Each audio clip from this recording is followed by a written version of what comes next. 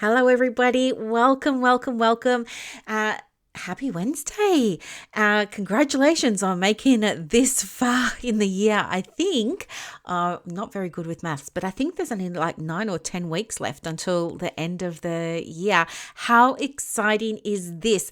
And I just also want to say very, very quickly, but very, very genuinely and with such sincerity, thank you, thank you, thank you, thank you, thank you for listening to the podcast because I heard from a platform called Listen Notes today that our podcast, the one that you're listening to right now, like our podcast, is in the top 5% globally for most popular podcasts. So I wanted to say thank you.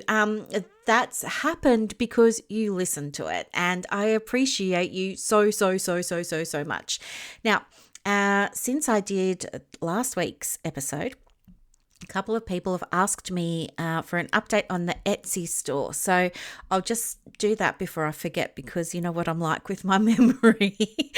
So Etsy looks like it's going okay at the moment. I think I'm in week 7. At the moment, I've just uploaded another 3 products just now before I came on to do the podcast. And I think we're now up to 90 products in the Hey Therapist store. And what I'm doing now is full transparency. I'm looking through Dropbox and I'm looking for anything that I've got that's relevant to therapists. And I'm seeing now if I can repackage that, update it, refresh it, improve it. And if it's relevant and if it's, good quality, then of course I've started to pop them up in the store. So today I found 3 audio recordings, which is so much fun because I used to be really nervous about doing them. But the good thing about the audio recordings that I remembered was somebody had asked me ages ago, could I do them without music because he was neurodivergent and found the music very distracting. So the 3 that I just put up today don't have music. So it was just fortunate that it worked out that way for me in terms of being able to upload them to the store. Now, in terms of dollars and cents, to date, there have been now 75 sales. Out of 23 orders. I think it's 23 orders or 33 orders, but there have been 75 sales. So what that means is that when somebody makes a purchase, that's called an order, and they might buy 5 things. So that's 5 sales, right? See what I mean? Like 33 orders or 23 orders, 75 sales. That's what happens. So anyway, and the dollar amount of the sales to date, so that's October and then the last week or 2 of September, so since I started, is $597. So I think that's about, I don't know, the Australian dollar is so bad at the moment. It's probably, I don't know, $800 Australian, which I think is heading in the right direction because it's really early days. And the idea of this Etsy shop was to be able to create additional passive income so that I could, of course, I look after my mum, and this will just be an extra level of security and safety for me in my business to know that I can actually, make some money while I'm not really working, if that makes sense. So it's passive income once you load everything up. The other thing that I've learned about having an Etsy store is that it's really affordable, which is great. Like it cost me 20 cents to list something, and that listing stays active for 4 months, and then you can set it to auto renew. And the other thing that I learned was it's really, really, really important to do 2 things. Number 1, have a lot of products or items on your store because nobody likes to walk into an empty shop, right? Because I'd like to, in my mind, I see my little Etsy store, although it's online, I see it as kind of being like a beautiful department store that's full of all wonderful things, And so in my little store, they call it categories on Etsy, but in my mind, I see it as departments. And I'm very, are you being served, Oh gosh, really showing my age now. But anyway, Yeah, I see it in my mind as little departments. And so I've opened up a few more little departments in my store, and one of them's for spiritual things, and I'll keep adding to that. So that was one thing. Like, you have to have a lot of volume of products. So it means that for me, I'm averaging about 2 or 3 products a day going into that store. And then the other thing that I learned was, you never know what people are going to want to buy. So I thought that my audience would want to buy a particular thing, and it was my fully booked private practice planner. And I thought that they would want that because I had validated my offer. I'd gone in, I'd asked everyone what they needed, etc., etc. I had tested it. I test everything, don't I? I had tested it. I got reviews and testimonials for it. Oh, wonderful. Put it in my store and thought it was going to be my best selling item. I don't know that. I think maybe it's had 2 sales. The thing that is really interesting is you just never know. Despite your best research, well, this was my experience anyway, I just had no idea what people were going to want to buy. And so it's interesting now that we're approaching 100 sales, we're on 75. So there's only 25 more sales to go. And then I can really start to get a clear picture of what's moving in the store. But yeah, it's just really interesting to see because you think that people are going to want one thing, but actually they want something else completely different. So that would be if you're thinking about opening an Etsy store now, as I understand some of you are. That's wonderful. But do think about having a variety of things on your store. Okay. So yeah, I am loving it, but you know me, I go through phases. It's the masculine energy and the feminine. Actually, I get really swept away in things for a few months, and then I'm just like, I don't ever want to look at Etsy ever again. So what I'm going to do is just ride this wave of momentum while I've got it and fill up that store with as much as I possibly can. And then I'll just add to it periodically, not going at like a bull at a gate, which is what I'm doing now. But that's okay. Now, the other thing that I wanted to share with you too was, I'm doing this little bit of a social experiment with myself at the moment, and I'm about 2/3 of the way through that, and that's been really interesting. It's something that I want to share with you, as you know, but I need to finish it first and analyze the results, and then I want to repeat it because guess what? I kind of fell off the wagon with it a little bit. Again, total transparency. I was tracking a few things. Like I always track my numbers, I always track inquiries, I always track referrals, things like that.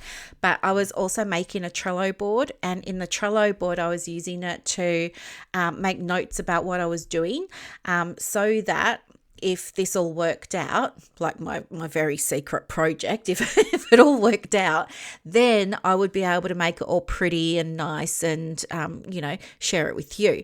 So, fell off the wagon with that. I'm pretty sure I can remember what I did, but I have to be more diligent with that. So that's now in the diary as a formal thing to do. So I might be doing my little experiment for another 30 days and we'll see how we go with that. But so far, it looks like what I'm doing is working. So I'm very excited to be able to tell you more about that. And then the other thing that I wanted to share with you as well was, just the universe really. I was talking with some people around manifesting in the private practice. I'm very interested in how do I get more clients. That's a big question. So when people join my groups, I ask them in the join up questions, where do you need help? What are you struggling with? And every day, probably 9 out of 10 people will tell me finding clients. So anyway, I've been consulting the cards, and it's been really interesting. 2 days now, so Monday, Tuesday, the same card came out, which was guidance around, stepping back, having a rest, nurturing, recharging the batteries and things like that, which of course makes a world of sense because in order to be manifesting what you want, you've got to allow space to receive. right?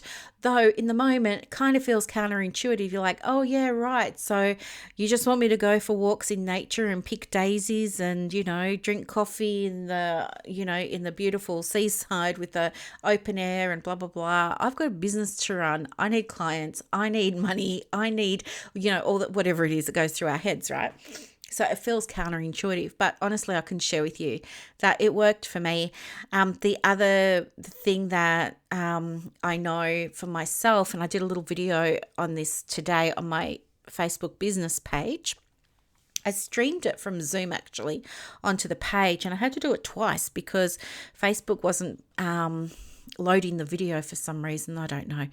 Anyway, what I realized was sometimes when we're focusing on the absence of things, we're not actually acknowledging and giving space for the things that we've already got, which, as you know, is super important to do, because when we raise our vibration to one of gratitude and even better, one of appreciation, we become a vibrational match to more things to be grateful and appreciative for. And for you and I, that means in our business, in our private practice. So there was that.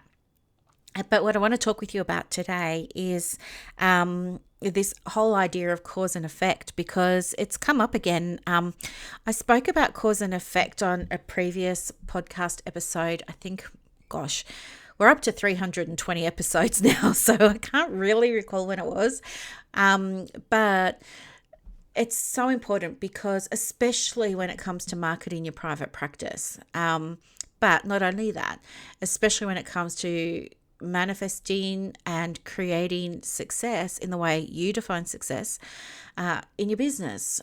So here's what it looks like. If you are experiencing some unwanted thing, maybe it's a lack of clients, it's a paucity of clients, and you're saying, well, you know what, I'm in this situation, I've got no clients and no one's booking in, and it's because all the psychologists are taking away my clients, and we should be on Medicare, or whatever it is that you say to yourself, right? We've all got our own little inner dialogues. When you're in that space, what's happening is you are running the practice at effect, right? You are running the practice as a result of the effect of other people's actions or other people's inaction, right? So what this means is you're like in that victim mentality or in that victim role. Why is this happening to me? It isn't fair. Maybe I should go back to paid employment. I thought I was doing it the right way. Maybe I should lower my fees. All this sort of, no one wants to pay for my service. They all want to go and see psychologists, stuff like that. That is the victim mindset. It's also, you'll remember it from previous podcast episodes about the 4 levels of consciousness in private practice, and with that very first level being to me consciousness, which is everything's happening to you, everything's way out of your control, you're just at the mercy of everything, nothing you do is working, nothing you do is going well for you or the right way, irrespective of, you're just kind of in a space now where you just want to sit down and have a big cry. And do you know what? If you want to do that, that's totally fine. But here's the thing. You and I both know, we both know that everything that happens is temporary, okay? As a Buddhist principle as well, isn't it? That, everything is temporary. When we think about physics and quantum physics, we know that nothing stays the same, that everything's changing all of the time. So this may give you comfort if you're ready to hear it. If you're not ready to hear it and you need to sit in your stuff, okay? This is not a push or a pull to get you out of it. This is acknowledging you need to sit in your stuff sometimes. Even I sit in my stuff sometimes. But you will get to a point where you realize that you're ready and that something needs to change, something needs to give. And when you're in that level of awareness, you move into, when we speak about the levels of consciousness, you then move into by me consciousness. And that's where you start to take responsibility for things, but in a different way. So this is really important because it puts you back in control of the practice. It puts you back in control of the business. And that just has so many benefits, right? Because suddenly you get to direct everything. But when we're in this, right, we are now operating the practice from cause, not effect. Cause. So the first thing to do is to say, okay, what's this situation that I'm finding the business in right now? How did I cause it? What did I do that's resulted in this unwanted outcome? Or perhaps it was, what didn't I do that's resulted in this outcome? Did I not have the right forms signed off on? Did I not have the right processes in place? Did I not have automation set up? Did I, was I posting the wrong way on social media? Was I being too general on my website? All those sorts of things. So you want to identify how the behaviors or the thoughts or the feeling or the way you were showing up in your practice caused this unwanted situation. That's you taking responsibility. I know it's a bitter pill to swallow, isn't it? A bitter pill to swallow. Say that 10 times fast. And then what I want you to do is shift then into, okay, now that I understand that and I understand how it was caused, how can I now be the cause of change, right? What do I need to do? If I was responsible for creating change, what would that change look like? What do I need to do next? What's my next aligned action? All of those sorts of things. So, and when you step into that level of consciousness, big shifts happen, big changes happen, the momentum returns, your confidence returns, you're taking action again, and things start improving and getting better. So this is such an important concept to understand. So, I love spirituality, and I create frameworks around what it looks like in private practice for you. And today we're talking about the 4 levels of consciousness, but cause and effect actually comes from 2 places. It comes from psychology and it comes from neuro-linguistic programming, or NLP. I haven't studied NLP in any great depth or detail, and it wasn't ever something that was studied in all my 14 years of university training at Monash. But that concept of living at cause and living effect is shared between both psychology and NLP. So if you want to learn more about cause and effect, you can definitely go and look it up, and that'd be the 2 places to go and have a look. But yeah, it's interesting stuff. And, I think this is also interesting from another perspective, which is, a client perspective as well, thinking about, some of the clients that you're working with now. I'm sure you're able to think about the person you saw at 9 o'clock this morning and ask yourself, is this person living at cause or are they living at effect?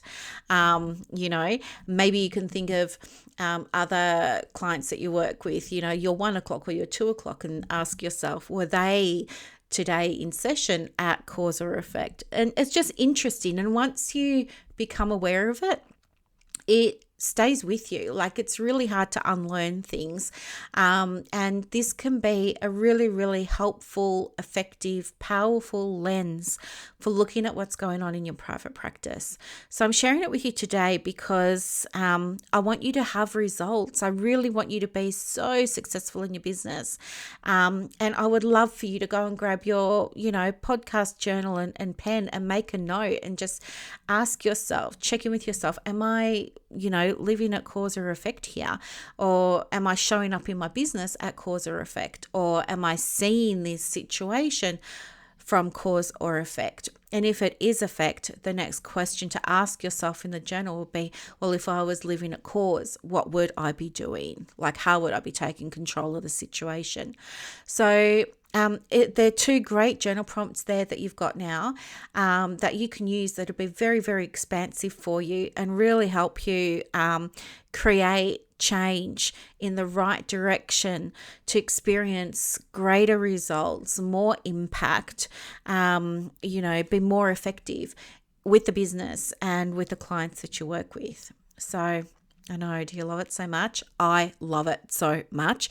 And the other thing I love so much is we've had a whole bunch of new people join the Private Practice Success Hub. And if that's you and you're listening, hey, I want to say thank you so much. I hope that you love it. Some people were saying in there today that they've been downloading all the resources and they're working through them step by step. And it's so nice. It was a portal that was set up for people who are new to private practice or people who are in private practice but perhaps just need to tidy up a few things. And once you've set up the practice and tidied up a few things, then you get to move into the other group, which is the inner circle. And it's in the inner circle that we have, deeper conversations and other tools that are along the frameworks that I use to help you with marketing from soul, marketing from that spiritual space so that it feels really good and light and easy. And even there's a training in the Success Hub at the moment. It comes down tomorrow. So if you want to join, you've got like 24 hours. It comes down tomorrow. And it's all on marketing with soul so that you don't have to be pushing and feel like a salesman feeling or anything like that. So, and that's been getting some really, really, really wonderful feedback. So if you struggle with marketing and you need to get clients and stuff like that, maybe jump into the Success Hub and, watch that training before it disappears. If you're in the inner circle, you will receive it when I take it out of the Success Hub tomorrow. So that'll probably be tomorrow night in Australia time, right? Anyway, thank you so much for listening, and thank you for making this such a popular podcast. I had no idea that so many of you listened, and from all over the world as well. And I just want to say thank you. I appreciate you so much. And if you have requests for a podcast topic, let me know. Just contact me on Facebook or on Instagram at The Private Practice Coach. Bye for now, everyone. Have a lovely evening. Good morning, everybody. Welcome to another episode of the Private Practice with Soul podcast. Thank you so much for your lovely feedback about the last episode, which was about the trip to Morocco. And, well, not the trip to Morocco, but one of the things that I experienced while I was there.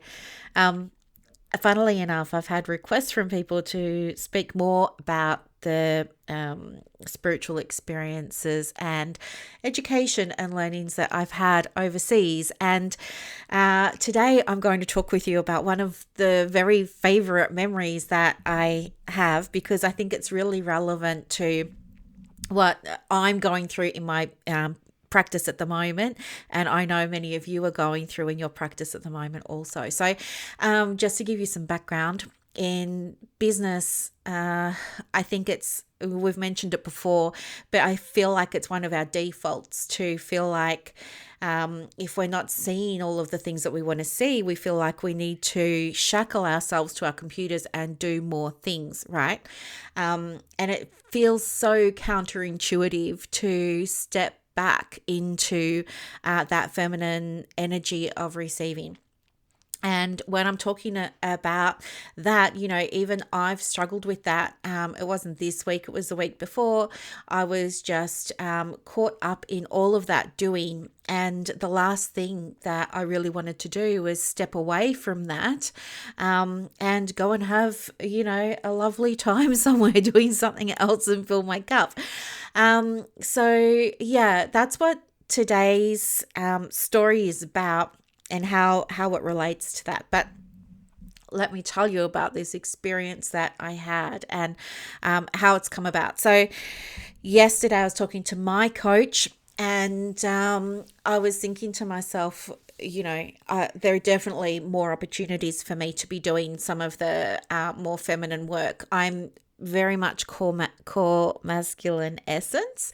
So sometimes I get in my head about being in the feminine. I'm like, oh, it's such a waste of time to go and taste wine or eat cheese or, you know what I mean? Like move my body and things like that. And I'd much rather be sensible and stay in front of the computer and do things. But I also know that when I step back, good things happen. So I was thinking about what could I do that would really be nourishing and fill my cup. And so I was journaling and I was thinking about how much, like, I'm a water baby. I don't know why. I love being submerged in water. It's just lovely. Like, I've just had this, as you know, I've just had this spa put out the back. I'm still waiting for the council guy to come and tick it off and everything. But before I can fill it. But hey, now gas prices and electricity prices are set to increase to 50% or something. Maybe I'm going to have to get a huge solar battery for my spa. I don't know. We'll figure that out later. But anyway, so I was thinking about water and how much I love being in water. Like, I could stay under the shower for the longest time. I could stay in a really beautiful bath with all my candles and everything for the longest time. And I do. And I was thinking about bathing overseas. And one of the things that I really, really loved when I was in Arabia, in the Persian Gulf, there was a traditional hammam. So hammam is spelt HAMMAM. And I'll never forget the first time that I experienced it. It was just sort of bathing on a next level. So let me describe it for you. Basically, you're walking along all these really dusty, crowded streets. There's donkeys, there's camels, there's what else? There's a lot of cars, and they've got something called the Cairo Kiss, which you might want to turn your sound down for a minute as I mimic the sound of a kiss. But listen. Like that. That's called the Cairo Kiss, and that happens when the cars are so close that they rub against each other. So there's a lot of hustle and bustle in Cairo and around all those areas in the Middle East when I was there.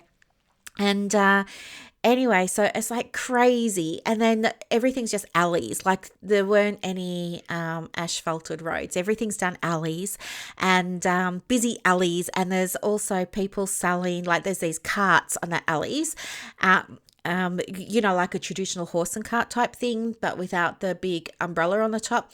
And it would be people selling eggs, milk, meat, all of this sort of stuff, and calling out that they were selling it. And they're all wearing these really long robes, and it's just, it's amazing. I love it so much. And anyway, I was going down one of these alleys, and this guy came up and he was saying hammam, hammam, and I didn't know what hammam was. And he was saying hammam, hammam. And so anyway, I just followed him. I just went along with him because, you know me, I'm open for new adventures all the time. So I just followed him. I was like, yeah, okay, we'll go and check this out and see what it is. And he takes me to the end of this alleyway, and I'm standing in front of this great big terracotta dome, and I'm thinking, oh, what's this? It's this huge terracotta dome just sitting on the road. And anyway, I've got to walk down some stairs, and I go inside, and I have to take off my shoes and everything. It's all fine. And then I go through this big door. It's like this big old wooden carved, very ornate door, which is typical for the region. So, and then anyway, I open it up, I go inside, and then holy smokes, this place was amazing. So I'm downstairs, and it's like a sunken place. So the dome is actually probably about 3 stories up. And I'm 3 stories down looking up at the dome. And anyway, everything's kind of under this dome. And there's a reception area. I'm at the reception area. I'm like, what is this place? Turns out it's a bathing house. I had no idea what to expect. There weren't any fancy brochures. There weren't any business cards. But there was a Arabic lady in all her gear, and she took me by the hand and was so loving and just so, thankful that I was there. And so anyway, she takes me into this bathroom and she's like, get undressed, and she's motioning to, she can't speak English, but she's motioning to me to get undressed. So I get undressed, and she gives me like this very thin, well, they're popular now, aren't they? Like the Turkish towels. It was like so thin. Just this white Turkish towel. And then I wrap it around me, and she puts my hair up for me. And that, because I had long hair then, I could sit on it. So she puts my hair up. And then she takes me out into this other room, and oh my gosh, I go out into this other room, and it is just, it's marble everywhere. It's marble everywhere. Like there is, it's white marble with the grey through it. It's marble on the floor, marble on the walls. It's a huge room. Around the edge of the room, there's a marble bench that you can sit on. And every now and again, there's a white marble basin. So she takes me over there, and this room is steamy and it's humid. I'm the only one there. And it just feels so comfortable, right? It just feels, the temperature is just perfect. It's just, yeah, it's so comfortable. And anyway, so I'm looking around. I don't know what the basin's for. And I see in the middle of the room, there's a raised marble slab, right? And there's some, as is true of the area, a lot of the area is decorated with like tessellated tiles in very geometric patterns, okay? There's a lot of sacred geometry in the Middle East, and a lot of this comes from, well, when we're talking about the Turkish hammam baths, they go back, I think it's like 600 years or something like that. Something to do with Istanbul being taken over, and the Ottoman Empire. But anyway, this was one of the things that was introduced into the region, these baths. And anyway, so there's this great big, it was a circle, great big marble circle, and I was like, what's going to happen here? And then anyway, I'm sitting beside the white bath. I'm sitting on the bench, and I've got the white marble sinks beside me, and it's so warm, okay? And what you're doing is you're just kind of sweating. You're just starting to sweat, but you don't feel exhausted or anything like that. And then what happens is, the lady or the attendant, she comes over to you, and she isn't wearing anything either. I think she's just wearing, what did she have on? She wasn't entirely undressed, but she pretty much wasn't wearing anything. And she comes over and she takes you over to the big slab in the middle of the room, and you have to lay down on your belly, on your towel. And anyway, what she does is she gets this mitt, and I think from memory the mitt was called, I don't know, a korma or a kurna or something like that. And it was something starting with K. And it's this black mitt. And I swear this black mitt was like really hard sandpaper. And she just gets in there and she scrubs. She scrubs every inch of your body. And I mean every inch of your body. And it is brutal. It's brutal, it stings, but it kind of feels good. It's rough, but it kind of feels good.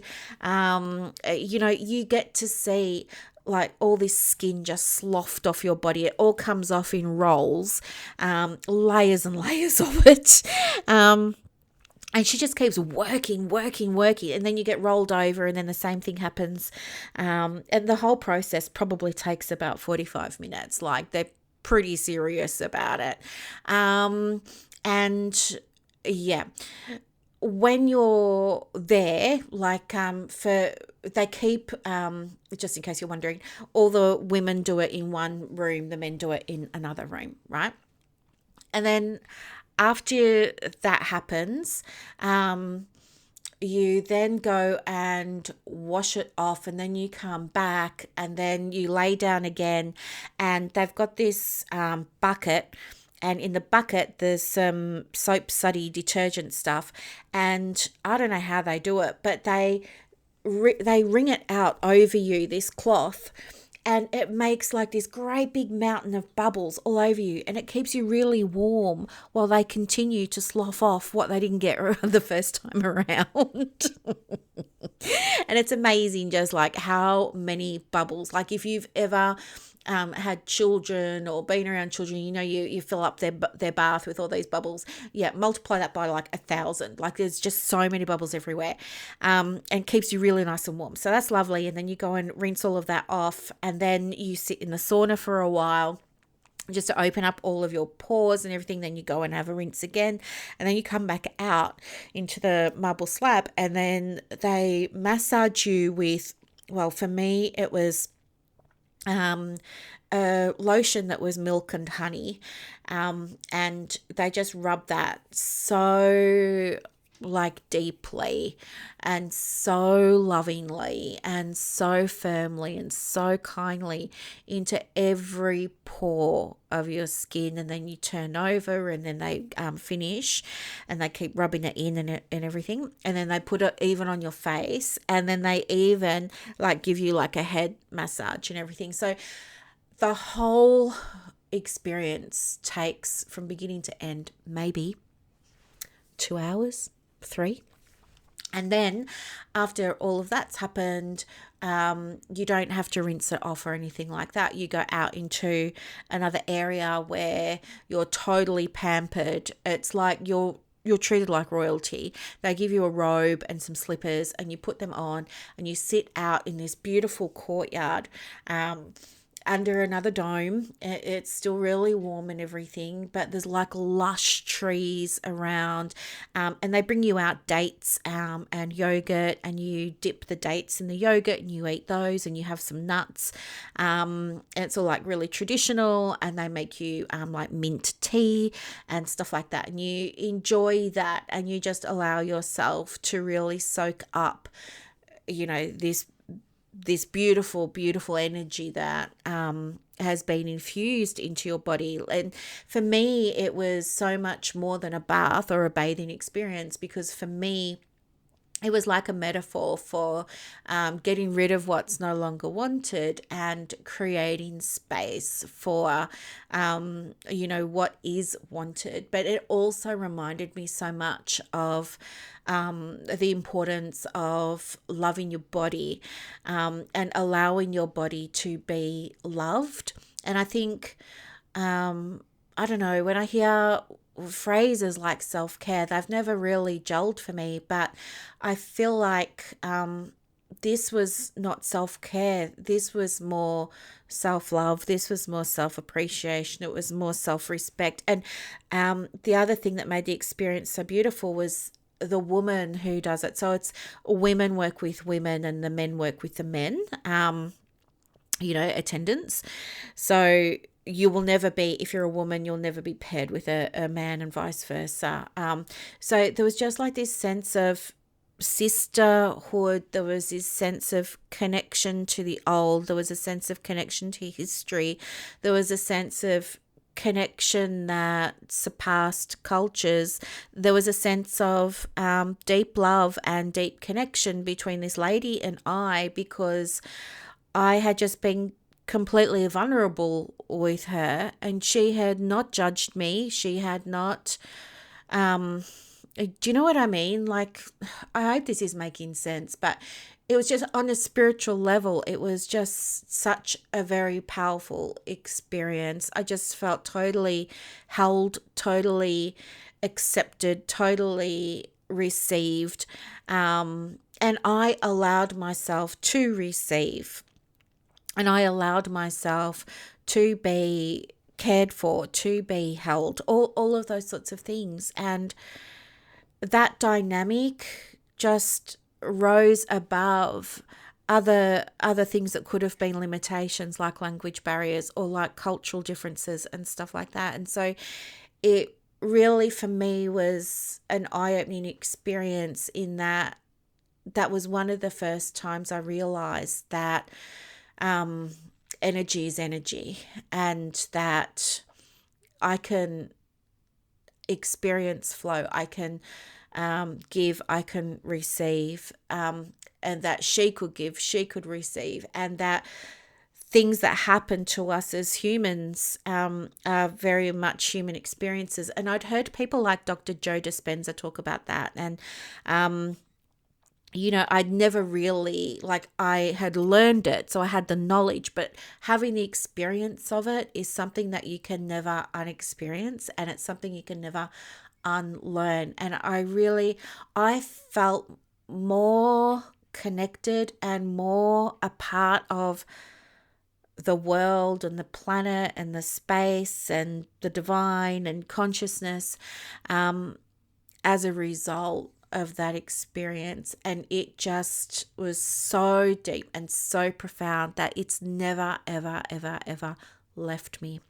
So when I was thinking yesterday about how much I really like being around water and things like that, I was also thinking to myself the importance of allowing. And I realized I haven't been allowing things for myself that I can do, but I also haven't been allowing others to help me. Like, I've got this coach and he's great, but a lot of the time I want to do it myself. So now it's constantly learning, right? You're constantly learning. And I'm just in this, there's rhythms and cycles in business. And for me too, there's rhythms and cycles. And I'm just in this part of the cycle at the moment where I'm having to learn to be open again and learn to be vulnerable again.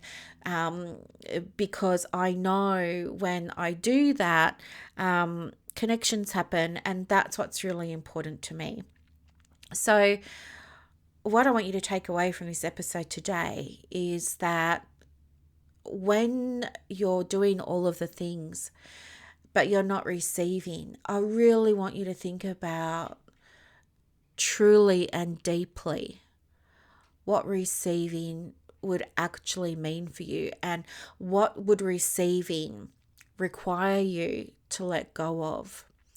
Like, why are you not allowing yourself to receive? What is preventing you from receiving? And one of the other things that I learned when I was on my travels overseas was the importance of music. I was in I'm just going off tangent now, so just come along with me for a moment.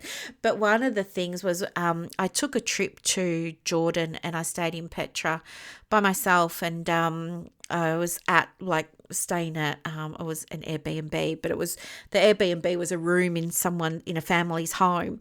So I wasn't technically alone, but I had traveled alone.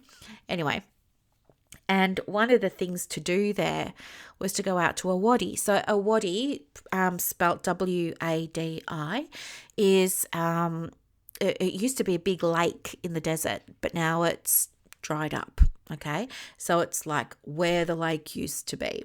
But anyway, it's still quite flat there, and da-da-da-da-da. And anyway, it's this experience that you can have where you can go and you can... So you drive out into the middle of the desert, right? Yes, I did this. I drove out with a stranger into the middle of the desert. We left at dusk. It was pitch black when we're getting into the middle of the desert. There are, I kid you not, camels running around us. The guy doesn't have his headlights on because in some parts of the Middle East, they don't believe in using your headlights. So there's no headlights on. I don't know where we are, but that's kind of the thrill for me as well. And then anyway, I can start to hear some music, and then I start to see lights off in the distance. And so we drive toward those lights. And here I am at this great big wadi. Now, the wadi is a big lake. It's probably about the size of an oval, like that you would have at your local park. And it has some big tents on it. And I get out of the car and I see that, there's a great big like banquet tent, and there's all this beautiful, Jordanian food out on the traditional foods, like, tangines and all that sort of stuff. Lots of different rices and breads and dips and stuff like, and meat, very big on carveries and things like that. Lots of meats cooking, and lots of goats cooking, and camels are cooking, and all this sort of stuff. And the smells are amazing, and the spices are amazing, and the music is amazing because it's music I haven't heard before. It's Arabic music. There's lots of bells and jingling bells, and like the sounds that you hear on a belly dancer's skirt. There's musical instruments I've never heard before, and it's just so heady, and you just love it, right? So I throw my bag down, and I get something to eat, and everybody here is from from the local area except me. That's fine. And then after we eat, we go to this other part of the kind of oval, if you like. There's no sand, as I said. It's the middle of the there's no sand, there's no grass. It's the middle of the desert, and I'm there in the middle of the desert. And it was my first time at like a desert, I'm going to call it a desert disco. But it was so interesting because all the men dance with the men and all the women dance with the women, because culturally the two aren't allowed to mingle, right? So you've got this one sort of space out in the desert, and there's guys banging drums, there's guys with the bells, there's guys with clarinet type things, and snake charmer instruments, and all of that sort of stuff's happening.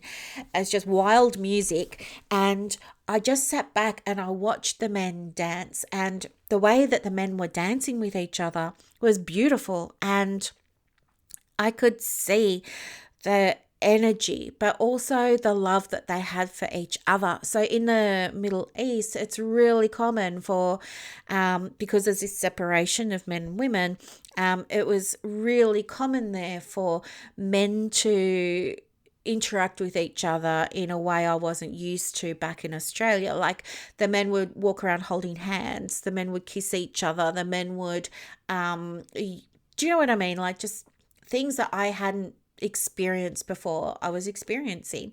And the way that they were dancing with each other, it was kind of like mating rituals in a way. Like if I think about myself going to, the 21st century dance club in Frankston back in the day with the strawberry flavored smoke and the rotating dance floor, I can remember like the type of dancing that the guys would do and the type of dancing we would do back, and it was this whole ritual, right? Well, over here in the Wadi in Petra, it wasn't like that. It was like that, but different, because the men were doing that to each other over there and the women were doing that to each other over there. And so it was really interesting to observe that. And then to be, the women pulled me up and I started dancing with them, and then the women were dancing toward me, and then I was dancing toward them, and it was all magic, right? Anyway, so we're loving it. And it turns out that there's a guy there and he speaks English. So really they're not meant to mix the men with the women. But maybe because we're in the desert away from the police, there was a little bit more of a relaxed atmosphere, because when we went back to have, so there's no alcohol obviously, but when we went back to have drinks, which is like all kinds of nectars, we went to have some nectar, and one of the men was pouring as I was approaching, and we started to talk, and I was telling him how much I really appreciated being part of the evening and, having that experience.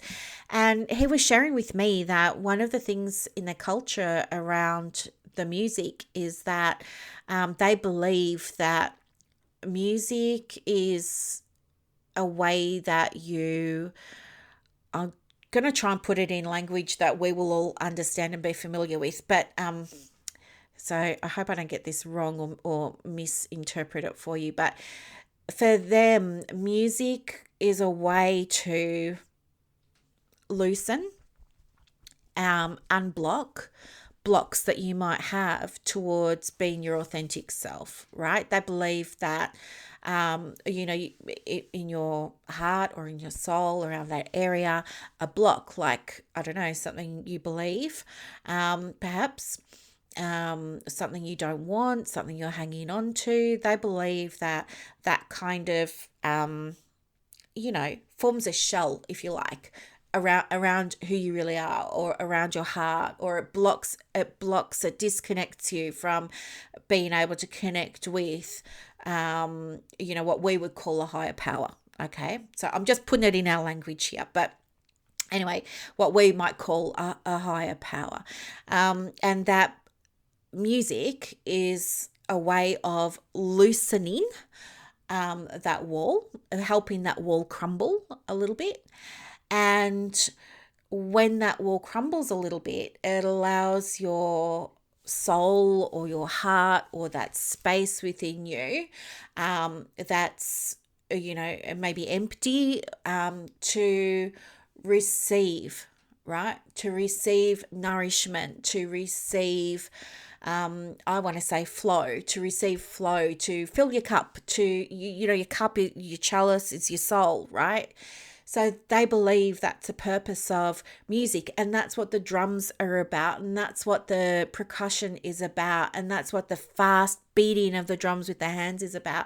It's about trying to break up that stuff that's around your heart, that's impacting or stopping or preventing or limiting your connection to the divine.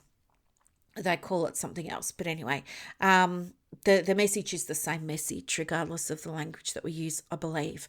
So yeah, and then I went to bed that night in my little tent, which was a whole other story because there was a drama there, but because I was the only white woman there, right?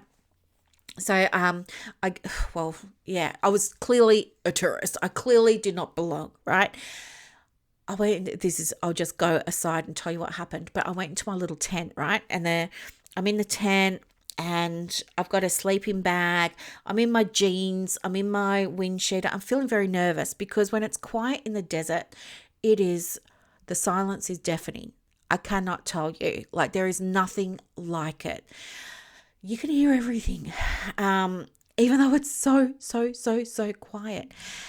And I was there and I was in my little tent, and the tent did up with eyelets and ties. So there was like from the inside of the tent, you have a little tie about as long as a shoelace, and you thread it through the eyelet of each flap of the tent, and then you tie it into a little bow on the inside, right? That's how you close your tent. It wasn't zip up, lock up, anything like that. Anyway, I was there and I don't know what time it was, but I started to hear footsteps. And so my spidey senses, trigger, and I'm thinking, oh no, what's going to happen now? I'm going to get raped and left for dead in the desert and da-da-da-da-da. And anyway, the footsteps start coming closer and closer and closer. And then I didn't know what to do. So I got my phone, and I got the phone under the sleeping bag. And of course I've got no signal, right? There's no bars on my phone whatsoever. And I'm scared, right? I can hear the blood in my ears, like boom, boom, boom. My heart is going to beat through my chest. Seriously, I could feel my heart thudding from the inside, trying to burst through my chest. And then, oh my God, the most horrible thing, I can still remember it now. So it was like so dark in my tent, but there was still some light from the fires outside from our fire pits that we'd lit.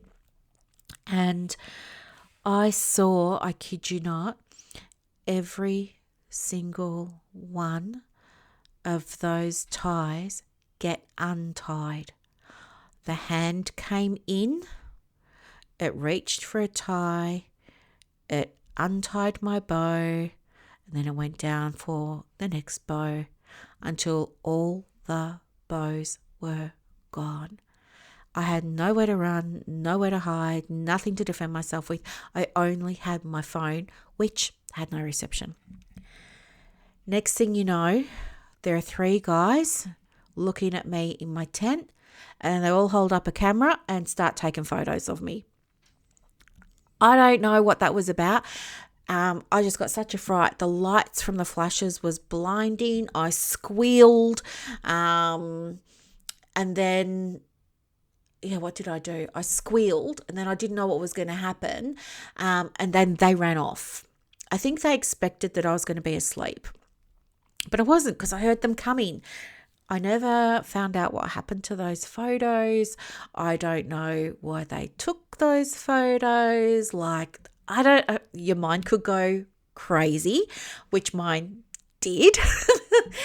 And I did not sleep a wink. And then the next morning I was thinking, how on earth am I going to get out of here? I don't know anyone. And I kind of feel like maybe the guy that brought me down here was one of the ones who took the photos. I didn't know, but guess what? I had no choice but to get in the car with the guy who brought me down. Oh, anyway, I'm so. I was talking to someone during the week and she was saying, geez, you've been protected. I was like, you know what? I think I have. I have really been protected. I really have some amazing, I don't know, I never believed really in guardian angels or anything like that, but I don't know. I was definitely divinely protected because nothing happened as a result of it. But my point was that I just wanted to share with you the story of the music and what that does in terms of breaking up the energy around any blocks that you have to connecting with your flow. And so now I understand why for the feminine, having movement and having music are so important. Like, I understand that it's because those two things together can vibrationally break up anything that might be stopping you from connecting to receiving divine flow, from receiving inspiration, from receiving in general, full stop. So there's some things that I wanted to share with you, not necessarily the stories, though I know that some of you like them, but the learning and the lesson from the story when it comes to being in flow. And so I was thinking about this last night when I went to bed, and so I was thinking maybe when I get up in the morning, I'm going to book myself a massage so that I can allow myself to receive, I can disconnect, I can do those things, and maybe I can open up to flow. But then I thought, no, I think I'm going to book myself in for an hammam. So that's what I'm doing. And I'm really, really, really, really excited about it. And I can't wait to experience it again. And yeah, it's just like, the best feeling in the world. And I also, when I get off this podcast, I really want to go and listen to some music now. And I really want to move my body now. And I really want to get off social media today. I will maybe check it later tonight because I've got groups and I want to let people into the groups, of course. And check in on my members in my paid groups and make sure they're all okay with everything. But basically, I think today I'm just going to do stuff that fills my soul, and I'm just going to see what happens. I'm just going to allow myself to enjoy it. And I just wanted to share that with you because, cultivating the feminine energy doesn't have to be the boring same old. Like, give yourself a new experience. This is what I rediscovered about myself when I was thinking about the hammam last night. What I rediscovered about myself was one of the things that really makes me feel full and connected and lit up is new experiences. I love new experiences. I love seeing new things, hearing new things, learning new things. I love that, right? And traveling. I really love all of that stuff. And that's what fills my cup more than, I guess, having a bath or, giving myself a facial or something like that. I connected last night back in with what really lights me up. And I want you to take away from this call today that when you do things that really light you up, you create space for flow. And with that flow, you make space for receiving. And that's what I wanted to share with you today. So I hope this was a helpful episode. I hope it was really powerful. And thank you so much for listening. I really, really, really, really, really appreciate you. Bye for now. I hope that you loved this episode as much as I loved putting it together for you. To get more resources to help you in your private practice, head over to Instagram. My handle is @theprivatepracticecoach. And also, if you want more inquiries and referrals for your business, let me know. I have a program called Clients on Demand that opens every quarter, and I can absolutely get you some information for that as well. You are doing an amazing job. Thank you for sharing your gifts with the world. Bye.